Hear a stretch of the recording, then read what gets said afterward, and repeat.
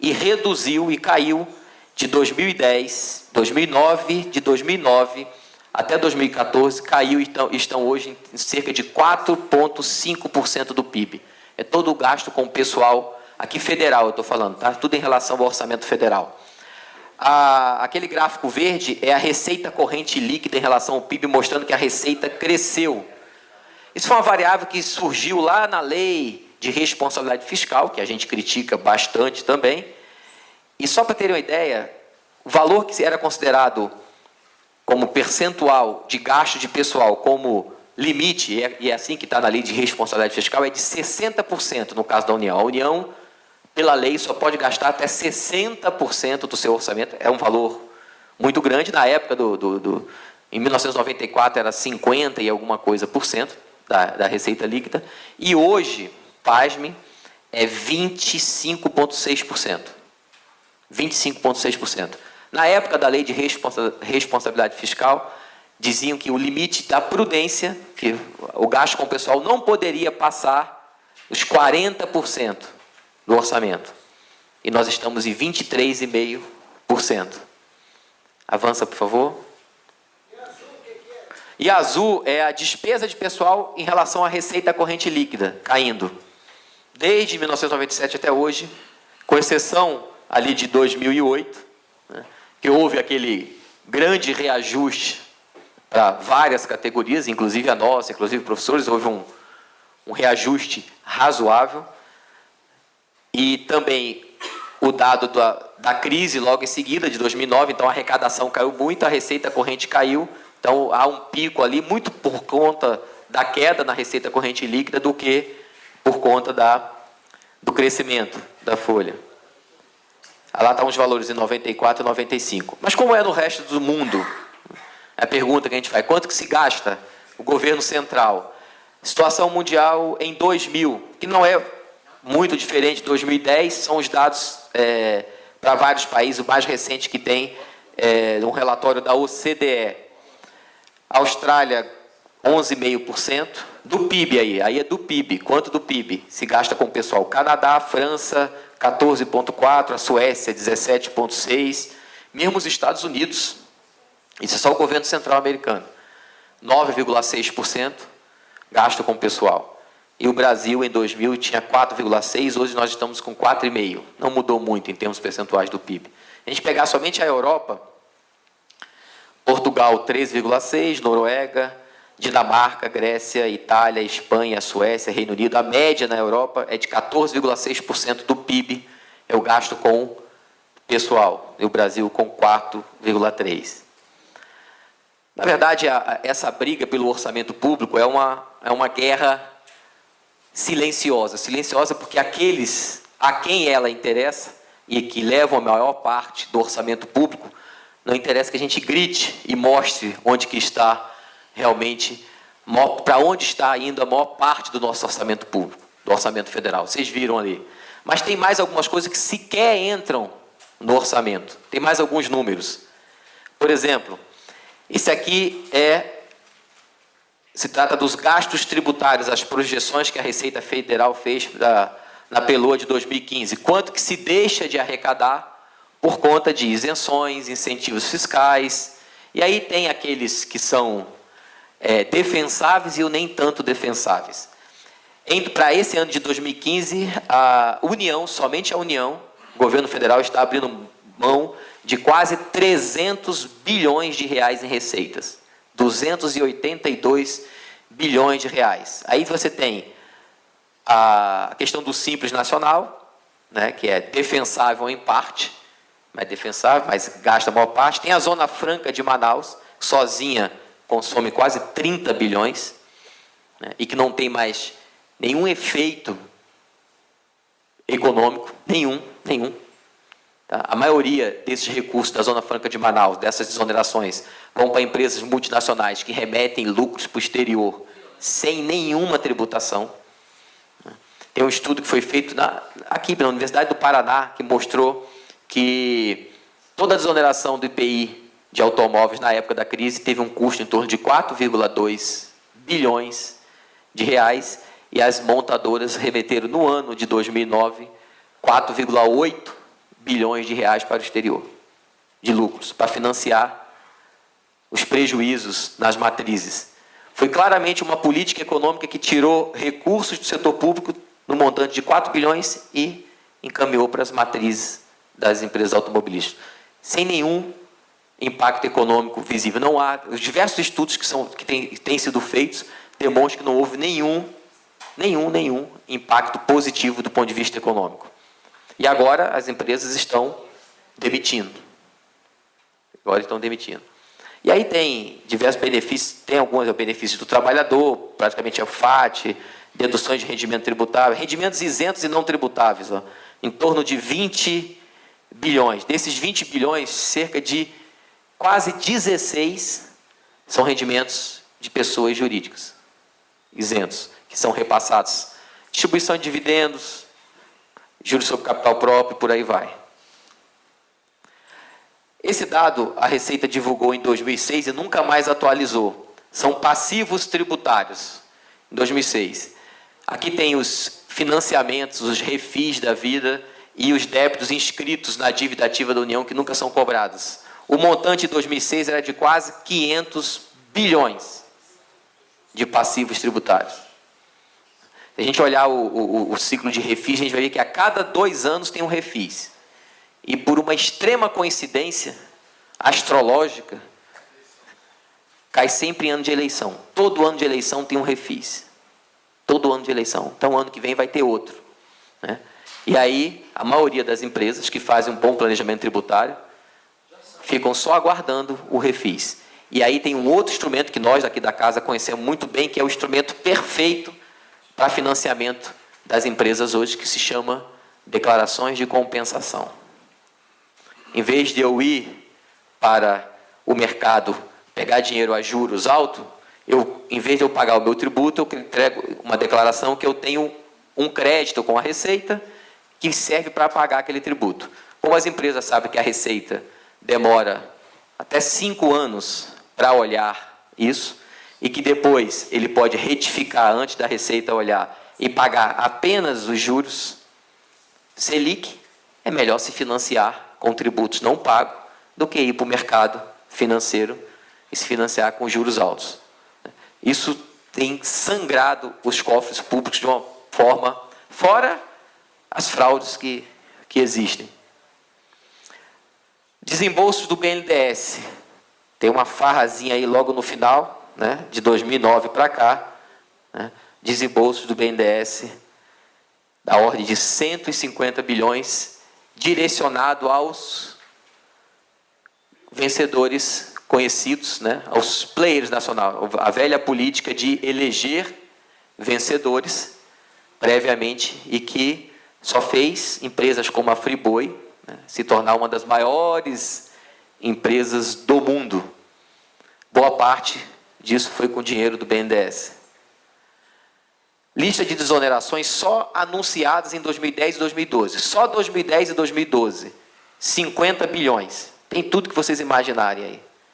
Teve a própria redução da CID, o Reintegra, aumento dos limites de faixa de tributação, sim, manutenção de receitas de obras de construção civil e por aí vai. 50 bilhões de desonerações apenas em 2010 e 2012. Bem direcionadas.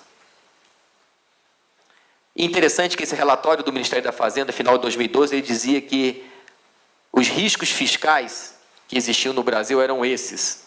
Relatório do Ministério da Fazenda. Primeiro, Plano Nacional de Educação. Eleva as despesas com a educação de 7% nos próximos 5 anos para 10%. Isso vai quebrar o país. Extinção do fator previdenciário. Quebra o país. Não pode. Nós já chegamos a ver uma coisa cômica, né? O Aécio Neves diz que ia acabar com o fator previdenciário e o governo dos trabalhadores dizendo que não tinha como, né? Redução para 30 horas. É tão vergonhoso você ter, num relatório do Ministério da Fazenda, colocar como risco fiscal. Ninguém fala que quando você aumenta hoje meio ponto percentual, para cada meio ponto percentual de aumento na taxa de juros Selic, você tem 30 bilhões a mais pagar juros por ano. Para cada 0,5% Aumentou 0,5%, vai gastar já do orçamento 30 bilhões por ano em pagamento de juros. Mas ninguém vê isso como um problema. Muito bem empregado. E o último, o aumento salarial dos servidores públicos, para não dizer que eu não falei de campanha salarial, mas já era um risco em 2012. E vocês acham que há algum espaço, dentro da atual conjuntura, para um movimento sindical do bato no seu ombro e digo, eu estou do seu lado, vou te ajudar no ajuste fiscal, mas você separa um troquinho para mim? É de uma ingenuidade, ou não, talvez os ingênuos sejamos nós. Ou a gente reorganiza, né, o movimento sindical no serviço público como um todo, e eu acho que esse é o outro equívoco do nosso sindicato, Sindifisco Nacional, né, não estou dizendo dos que estão aqui, mas do sindicato, instituição, ter se afastado. Se a gente tivesse feito uma única luta em 2008, 2009, logo depois daquele último reajuste, que fosse uma única luta, junto com os servidores públicos, que fosse regular a data base, e todo ano o governo tivesse sido obrigado a, no mínimo, ter reajustado os salários pela inflação, nós não estávamos falando hoje em defasagem salarial, não estávamos falando nisso. Um estudo do IPEA analisou dados das negociações salariais de 2002 a 2012. 10 anos de negociações salariais no setor privado. Identificaram que 96% dessas negociações, 96% tiveram ganho real. Ou seja, os trabalhadores ainda conseguiram, dentro desse grande pacto social do plano real, os trabalhadores do setor privado conseguiram, ao menos, manter o poder de compra do seu salário. Muito baixo, sim. Um exemplo que está bem próximo da gente, os bancários. Os bancários têm feito a sua greve anualmente e anualmente tem tido um pequeno reajuste. Ou seja, o sistema financeiro tem lucro, né, que cresce anualmente a 30% a 50% na sua lucratividade, aceitam dar um reajuste salarial de 8%, 9%. Mas nós perdemos, inclusive, essa capacidade de luta, porque nós entramos na lógica, entramos como categoria e como sindicato, principalmente na lógica do ajuste fiscal, de que como tem poucos recursos, né, eu tenho que me encastelar, me chamar de autoridade de Estado e tentar pegar um bolo desse pequeno pedaço, um pedaço desse pequeno bolo que não dá para todos. Nos afastamos da luta maior com os servidores públicos. Se não fosse o movimento total dos servidores públicos em 2012, nós não teríamos tido nem os 5,55%. E primeiro blefamos e dissemos, nós não queremos isso. Nós somos melhores do que isso. E aí o governo falou, então tá, então não tem nada. Ah, não, por favor. Então me dê 5. Foi isso a nossa última campanha salarial. E nós estamos de novo achando que vamos dar o golpe, né, e conseguir só nós, sozinho, um bônus, né, que ninguém vai ver, né, que o nosso salário, o pessoal vai ver e falar, o nosso salário está igual àquele ali, ó. Não, mas eles têm um bônus. Não, mas bônus não tem nada a ver com salário. E aí a gente abandonou lutas maiores e isso está cada vez mais nos fragmentando como categoria, né? A maior parte hoje, guardadas as devidas proporções, agora para encerrar, né, nós estamos também com um problema sério de legitimação dentro da nossa base sindical, isso é um fato, né? Nós temos os mais novos dizendo que nada disso aí os representa, né, porque os mais novos, nós temos hoje dentro da Receita Federal, dentro do serviço público como um todo, praticamente 4 sistemas de previdência vigindo, 4. Nós temos os que já estão aposentados com a sua aposentadoria integral, mas ameaçada por esses movimentos de bônus e etc. Nós temos aqueles que estão próximos de se aposentar e têm garantida, entre aspas, a integralidade. Nós temos os que entraram no serviço público depois de 2004, que não tem mais paridade nenhuma, não adianta falar em paridade para esse pessoal, não existe mais a paridade. E nós temos agora aqueles que entraram sob a égide do FUNPRESP, do Fundo de Previdência, num movimento quase caricatural, enquanto o mundo inteiro que está vendo seus sistemas de previdência privada quebrar, estão repensando o seu financiamento da Previdência Social, nós estamos adotando, né? É típico de país subdesenvolvido e dependente mesmo. A gente copia uma experiência internacional quando ela já faliu lá fora. E estão discutindo uma outra experiência. E aí a gente está copiando como a novidade, né? E o FUNPRESP é uma delas. Como nós, como alguns aqui são lideranças, como lideranças sindicais, vamos atuar dentro de um contexto fragmentado como esse, em que os novos querem fazer um sindicato só para eles, que eles acham que esse nosso sindicato é um sindicato de velhinhos.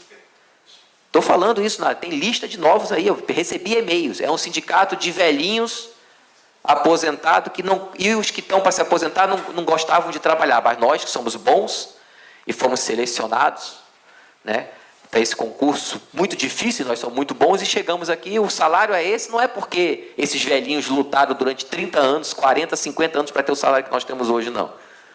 Esse salário é porque eu sou competente, dentro de uma formação liberal e de um individualismo exacerbado, e qualquer luta coletiva não interessa, né? Nós temos, né, colegas que bradam contra a corrupção, mas acham que deveríamos, inclusive, pagar parlamentares, se fosse o caso, para votar a nosso favor. Isso é fato, pessoal. Isso é fato. Isso é fato. Mas bradam contra a corrupção. Eu acho que a conjuntura política é extremamente complexa, para não dizer outra palavra, mas eu acho que o momento é bastante oportuno para a gente se reorganizar. Eu acho que um dos grandes desserviços do PT, a meu ver, foi a desorganização, ter desmontado os movimentos sociais, principalmente o movimento sindical. É vergonhoso a CUT hoje, é vergonhoso. Eu fui numa dessas manifestações aí da CUT lá em Fortaleza contra a medida provisória 664 e 665, que mexe no seguro-desemprego, etc. 30, 40 pessoas, alguns pagos, militância paga, porque eles não representam mais a classe trabalhadora, foi desmontado. Diversas lideranças estão nos FUNPRESPs da vida, estão nos fundos Previ, que ganham quando o juro está alto. Então, que liderança é essa que vai brigar contra uns juros altos, se eles dependem de uns juros altos para remunerar o fundo de pensão, que, no fundo, os remunera? Acho que a conjuntura econômica é extremamente complicada, mas nós temos exemplo de movimentos no mundo, como o Podemos, como o Siriza, de que, às vezes, há espaço para rupturas. Eu acredito que talvez não tenha chegado esse momento ainda dentro do sindicato, mas talvez no país tenha chegado o momento de a gente construir essa ruptura. Pelo menos eu acho que ficou muito claro, né, que dentro do próprio sistema a gente não consegue avançar. Os avanços são muito pontuais. E mesmo esses avanços pontuais ainda incomodam a elite que ainda domina esse país. Então eu espero que a gente tenha conseguido pelo menos deixar uma ideia mais geral e estimular o debate. E vamos agora ao debate. Muito obrigado. Vou abrir, depois dessas, as perguntas orais, mas eu gostaria, no papel de coordenador, de dar uma avaliação, né, e dar uma provocada na discussão. Ficou claro aqui que o grande problema da questão que leva à disputa pelo orçamento é a dívida. A dívida pública, como cresceu, como que as pessoas, a sociedade, luta por cada fatia. E implica na remuneração do servidor público claramente. Outro ponto é como conduzir o debate sobre a crise do sistema político para a radicalização, para a ruptura. Numa situação em que a gente vê o risco do fascismo, a violência gratuita, né, a violência política gratuita está piorando. Há um relato numa revista que um ciclista em São Paulo passa um Range Rover, xinga o cara, como se fosse petista, porque o Haddad está fazendo uma ciclovia, ele estava usando ciclovia e é agredido por alguém de carro. A sociedade caminha nesse sentido. E não sei, né? existe ainda o debate quanto à constituinte exclusiva. Nessa situação que a sociedade está mais reacionária, despolitizada, seria um caminho a ser tocado, né? Não vai ser pior ainda o resultado, né? O movimento social está muito mais fraco, o que vai sair de lá vai ser pior. A gente está vendo o Congresso como ficou, né? Então, acho que essas questões aí a ser tocado. E a questão da dívida, né? Claro, se o serviço público, a remuneração do serviço público disputa com a remuneração da dívida, né? Politizar os colegas no trabalho, os aposentados, para a luta sindical é o mínimo.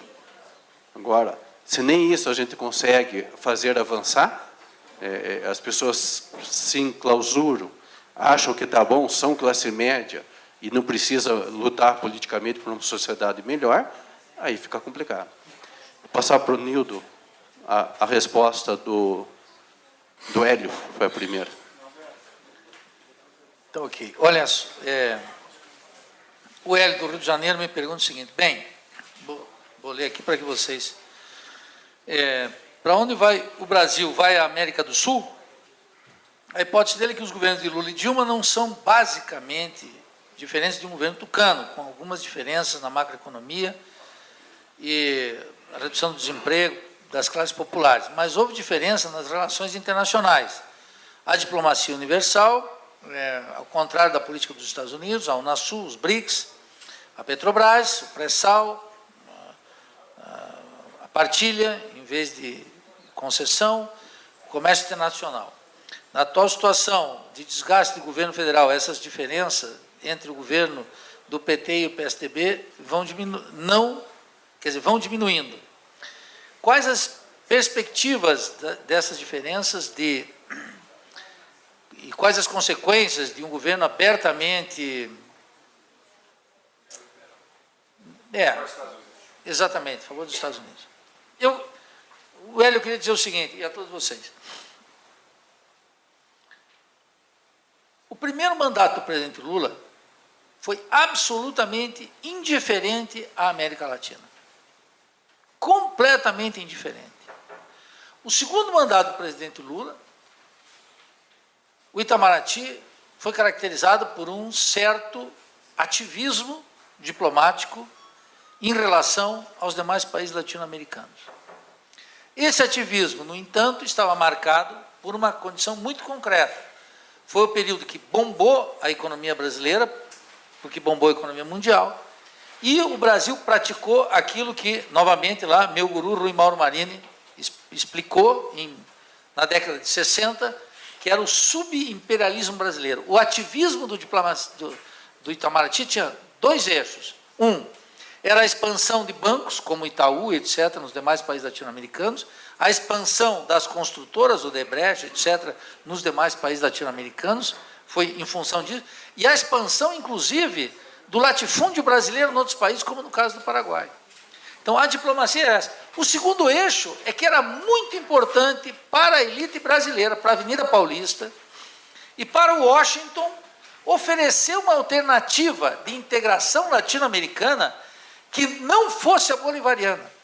Então, o presidente Lula atuou numa forte direção anti-Chaves. Muito claramente. Vocês vão dizer, mas o presidente Chaves jamais criticou o presidente Lula. Jamais. Não o faria. Por quê? O presidente Lula aqui era a expressão do que existia de mais progressista. Mas tu analisar todas as ações do Itamaraty, foram nessa direção. Essa é uma questão. Segunda, o Mercosul fracassou com o propósito de integração. Em que sentido? Não no sentido que os tucanos falam sempre, mas num sentido muito preciso. Tu pegar das 15 maiores exportadoras de produtos brasileiros para a Argentina, 13 são multinacionais. Uma é a Petrobras e a outra... Uma é a Petrobras e a outra é a Odebrecht. Então, o Mercosul virou um espaço das multinacionais. Qual era a proposta do presidente Chávez? Fazer as empresas transnacionais, que eram empresas de capital estatal, com algum capital privado, latino-americano. Isso nunca vingou. O Mercosul, então, se tornou hoje um espaço de investimento das multinacionais e um mecanismo de proteção de mercado para elas. A Unasul foi uma conquista? Foi, assim como a CELAC, que foi mais ainda. A CELAC é a Comunidade de Estados Latino-Americanos do Caribe, que é muito importante porque reúne os países latino-americanos sem os Estados Unidos e o Canadá. Isso é fundamental. Pela primeira vez em 500 anos, quer dizer, toda a vida independente do nosso país, nós estávamos sob a batuta de Washington. Agora, a CELAC, nos reunimos sem os Estados Unidos e o Canadá. Mas olha, 200 anos de vida independente. Quer dizer, está muito atrasado, tem que radicalizar muito mais, tem que ser mais rápido isso. E o mundo exige. E o mundo exige. Agora veja o seguinte, a Unasul, o presidente Lula, o presidente Dilma, terminou de sacramentar o seu final, porque a Unasul tinha um instrumento fundamental, que era o Banco do Sul, em que o Joaquim Levy nem falar, e o Guido Mantega tampouco, nunca quiseram colocar dinheiro. Nunca, jamais colocar dinheiro aí. Agora veja, saiu os BRICS, que é uma proposta horrorosa para nós. Horrorosa. Já o Brasil, com os demais países, começaram a fazer um fundo de 100 bilhões para colocar, para financiar. O Luciano Coutinho, insuspeito governista, diz o seguinte, esses 100 bilhões correspondem a 10% do financiamento do comércio entre os 5 países. Quer dizer, uma partícula. Mesmo assim, o que são os BRICS? Gente, vamos acordar. Os BRICS é um horror. O BRICS é uma proposta da China. Quem lá dentro conta alguma coisa? Só a China, no seguinte sentido, que a China tem um projeto, que a África do Sul nem pensar, não tem projeto nenhum, é um país dependente como nós, que a Índia tampouco tem, está começando a esboçar, que a Rússia tem um pouquinho cuputim, anti-europeu e, sobretudo, anti-estadunidense, mas está começando. O único país que tem um projeto claro é a China, que começou a fazer investimento no mundo inteiro, na África inteira, na Ásia inteira e na América Latina inteira, e que se interessa numa associação desse tipo, mas isso não é bom para o Brasil. Eu lembro que quando começou a discussão sobre o trem Campinas, Rio de Janeiro, o trem-bala, os chineses fizeram a proposta clara. Nós damos a ciência, a tecnologia do trem, e vocês pagam isso com petróleo cru. Gente, eu fico indignado, que o pessoal fica achando, não Coelho, óbvio. Sou capaz de me atracar na porrada com ele, óbvio.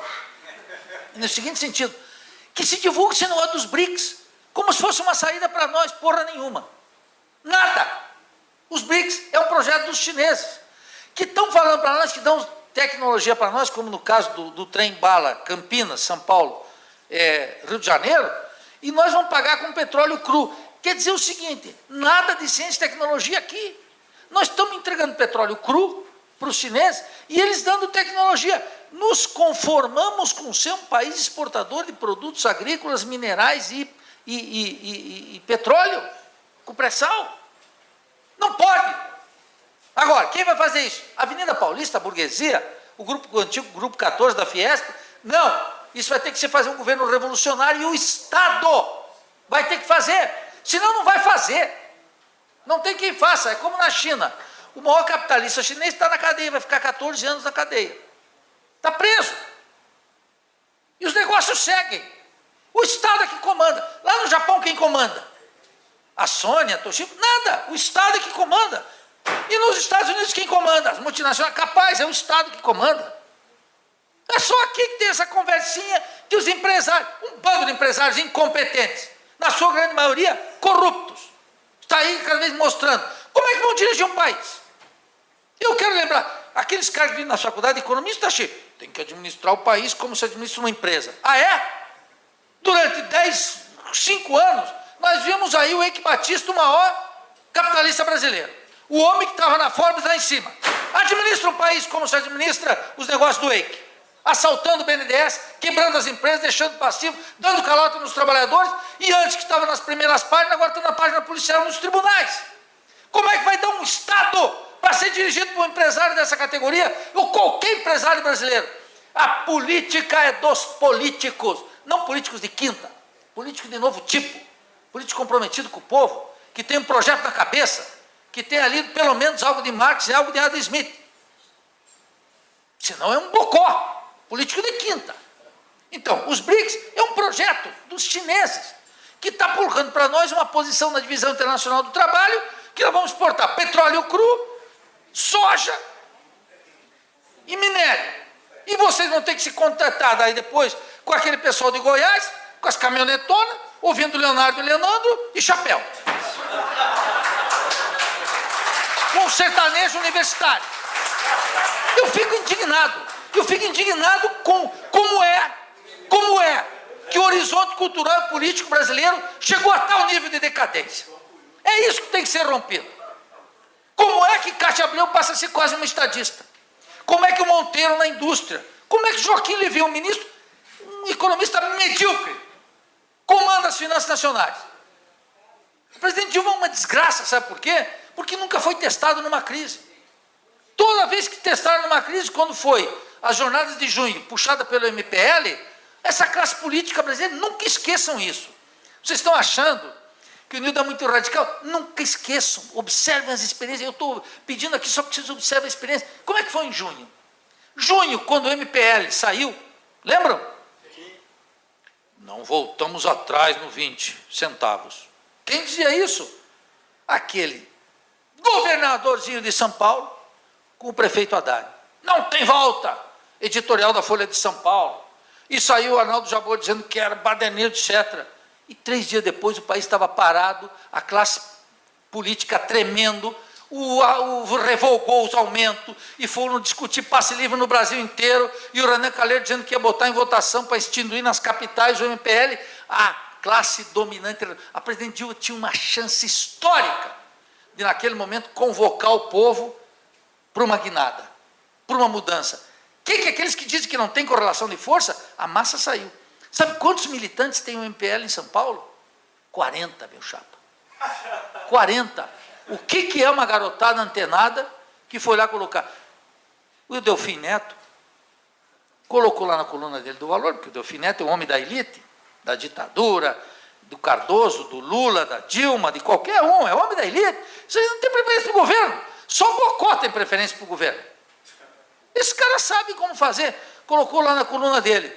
Naquela época ele botou um estudo, tinha 4 milhões de paulistas, 4 milhões que gastavam 4 horas no transporte da casa para o trabalho. O salário, a tarifa consumia 31% do salário do trabalhador paulista. E 2 milhões iam para casa e do trabalho a pé, porque o transporte era caro e tomava o mesmo tempo. O que a presidente Dilma fez? 5 pactos, lembra? O que melhorou no transporte urbano desde então? Nada. O assalto ao Estado continua nas prefeituras, no governo do Estado e na União. Como é que vem me falar aqui que não tem conjuntura? Tinha uma conjuntura. Já imaginou se a presidente Dilma dissesse: eu quero representar essa nova vontade nacional, e impõe ao Congresso Nacional. Então, quer dizer, nem a política externa, me afastei um pouco, mas tem que falar sobre isso. A política externa aqui, queria dizer para o Hélio que isso aqui é recorrente, é uma impressão que todo mundo tem, não é uma percepção artificial. É que é o seguinte: na Bolívia, no Equador e na Venezuela, vocês acham que eles estão preocupados e, de fato, que se mudar aqui, atravessa lá? Pensa o seguinte, pensa o caso venezuelano. Os bolivarianos lá enfrentaram a Fedecâmara, enfrentaram um golpe, enfrentaram a conspiração dos Estados Unidos, enfrentaram tudo que vocês possam imaginar, a derrubada do governo, a volta, o plebiscito, a oposição, o conflito permanente. Vocês acham que essa gente precisa do apoio brasileiro para tocar a vida? De onde saiu essa ideia? Os venezuelanos, vai ser muito ruim para o Maduro se o FHC ganhar aqui, se o AS, não vai ser nada, eles enfrentam Washington. Vocês acham que os cubanos,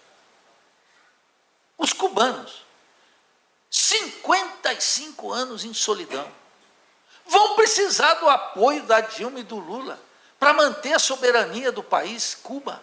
e a justiça social que eles têm como critério básico? Vocês acham realmente que se aqui vier um governo ultraconservador, Cuba vai desabar? Claro que não. Quando os caras falavam do Porto de Mariel, o Porto de Mariel é um investimento que a burguesia paulista quer, apoia, os empresários apoiam. Está sendo administrado por uma empresa coreana, pago com moeda dura, é tudo bom negócio. Tem o bolivarianismo da Venezuela, Equador, Bolívia, vive sem nós. Vive sem nós. E vive, inclusive, com a nossa indiferença, com a imensa ignorância que nós temos no Brasil do que é o bolivarianismo, de que é Simão Bolívar. Então, eu digo, nada do que está acontecendo. O giro à direita da política externa brasileira, agora de maneira descarada, é clara. Foi um absurdo ouvir do ministro Antônio Patriota, nas páginas amarelas da Veja, que eu li num supermercado, porque, obviamente, não compra aquilo, aqui está no supermercado, fiquei lendo. Ali na caixa fica aquele negócio.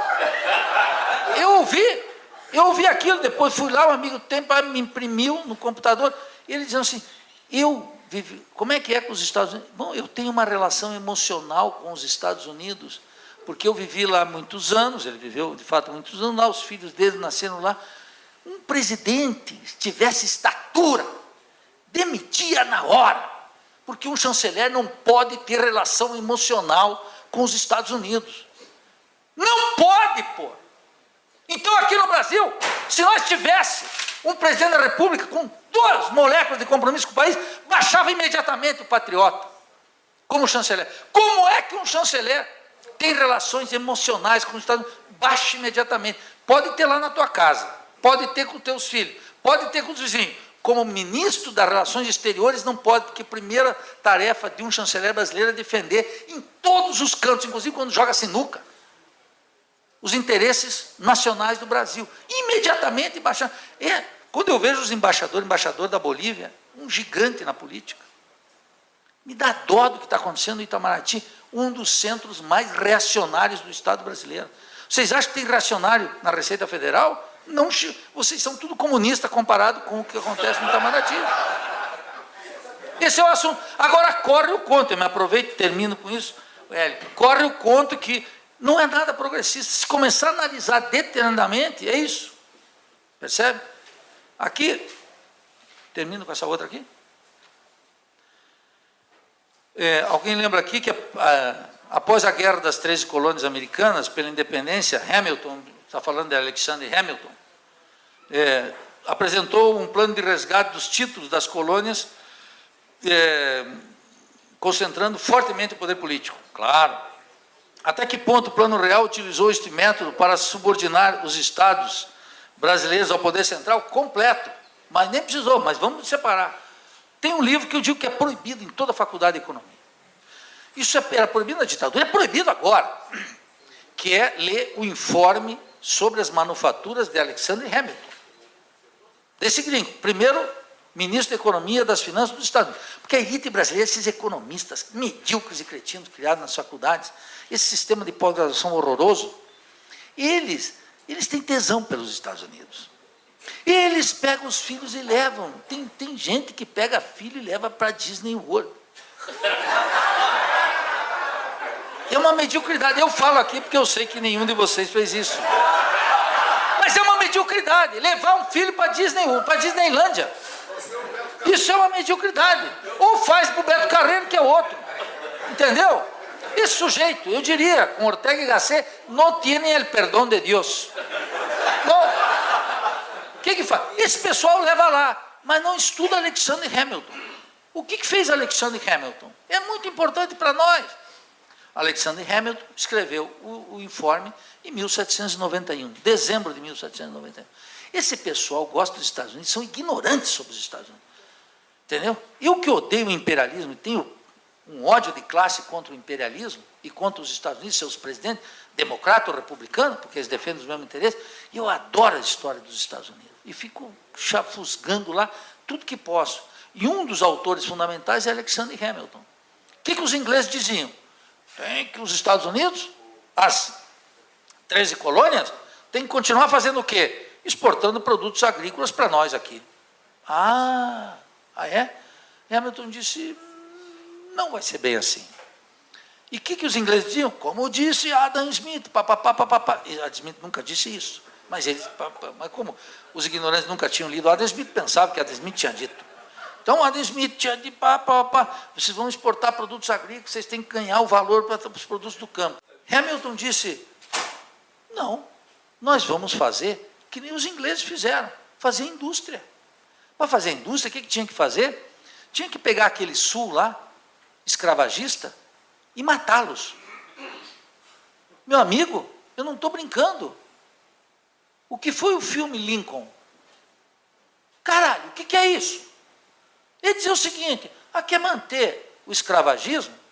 Por quê? Lá era o campo. O que fazia aqui? Eles exportavam os produtos agrícolas para a Inglaterra. Guerra contra vocês, vamos fuzilar, vamos liquidá-los. Então vão lá e liquida. Quem ganhou? O Sul, sabe o que era? Era Levi. Abertura, livre comércio. E o Norte era o quê? Era indústria, protecionismo. E Hamilton fez o quê? Não tem moleza. É o Norte contra o Sul. Defendeu o protecionismo e a industrialização. Esse livro está proibido, ninguém lê. Aqui, Hamilton publicou um monte de coisa, tem coisa dele sobre o federalismo. Claro que concentra. É óbvio que o Estado tem que fazer? Concentrar. Aqui, o Plano Real, o que fez? Concentrou tudo na mão do governo federal. E os governadores me digam o seguinte, é simples, conversava contigo lá, Carlos, né? É o seguinte, dá um governador que é liderança política no Brasil. Pense em 82, Brizola era ou não uma liderança política nacional de estatura? Ia peitar o Gaudério lá no Rio Grande do Sul ou no Rio de Janeiro, o pau comia. Tinha governadores. O que aconteceu depois do Plano Real? É tudo chuchu que nem o Alckmin. Dá um governador que pesa. Me dá um. Olha o Rio Grande do Sul, um estado de tradição política, qual é um? Olha, aqui nesse estado aqui teve uma coisa boa. O Requião é um governador que pensa. É um dos poucos que destoa. Agora, pense em São Paulo, Rio de Janeiro, qual foi o governador que parou? Sabe por quê? Porque eles estão pendurados no chapéu pedindo lá no governo federal. Percebe? E a negociação que tiveram das dúvidas, a Maria Lúcia Fatorelli mostrou isso num livro muito tranquilo. Santa Catarina foi uma das piores negociações que tem. Os estados estão de pinico na mão. Ultraconcentração, matou tudo. Por isso que eles vêm falar aí, e vem aí o petino e fala, temos que fazer um novo pacto federativo. Para de conversa. Para de conversa, meu velho. Tem que concentrar tudo, porque tem que aumentar a carga tributária. O Marx já escreveu isso no Capital, tomo 1, lá no século XIX, pô. Não tem novidade nenhuma, cacete. Qual é o assunto? Por que a carga tributária cresce? A carga tributária cresce porque a dívida cresceu. Por que tem que ter tributo alto? Por quê? Em 94 não era assim. O que aconteceu? Em 94 os caras decidiram multiplicar a dívida. Não falei aqui? O que tinham que fazer? Aumentar os tributos. E a carga tributária em relação ao PIB começou a crescer. Começou a crescer porque Deus mandou? Não, Deus não existe. Não cresceu porque a natureza mudou? Não, o sol vai se pôr hoje, amanhã vai se pôr, o lago vai estar ali amanhã. Então não foi por isso. Foi por uma única razão. Começaram a superendividar o Estado, tinham que aumentar a carga tributária. Para quê? Para dar salário para os caras da Receita Federal? Não, vocês que morram, para pagar a dívida. Pronto! É só fazer 2, 3 continhas, não vai fazer doutorado, mas não precisa nada, coisa disso aí, basta ler um pouco. Como é que o sindicalismo não descobriu isso ainda? Então é claro. Agora, Hamilton está proibido. Só queria terminar com uma coisa aqui. Ó. Tem que escrever, ó. É isso aí. Depois eu... tem 2 perguntas aqui, em seguida eu já passo a tua pergunta, Adriano. Você vai deixar o Adriano perguntar?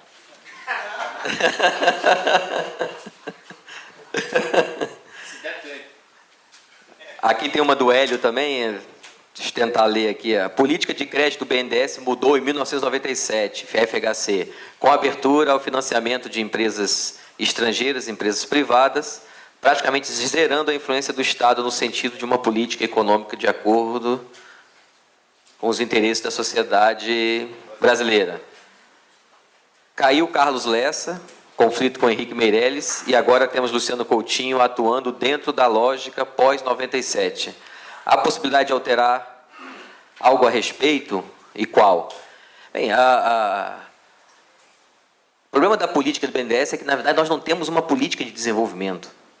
A questão não é a política do desenvolvimento a partir do segundo governo Lula, foi a política de formar o tal dos players, né, e da chamada escolha de vencedores. Nós não temos uma política de desenvolvimento, principalmente uma política de desenvolvimento do parque industrial brasileiro, nenhuma.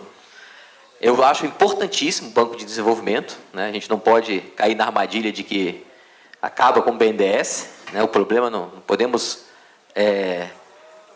ao tentar matar a doença, matar o paciente. A questão da atuação do BNDES nós temos uma política de desenvolvimento brasileiro muito clara. E aí colocar o Banco de Desenvolvimento para atuar em consonância com essa política. A deficiência não é o financiamento do BNDES. A deficiência é a escolha da política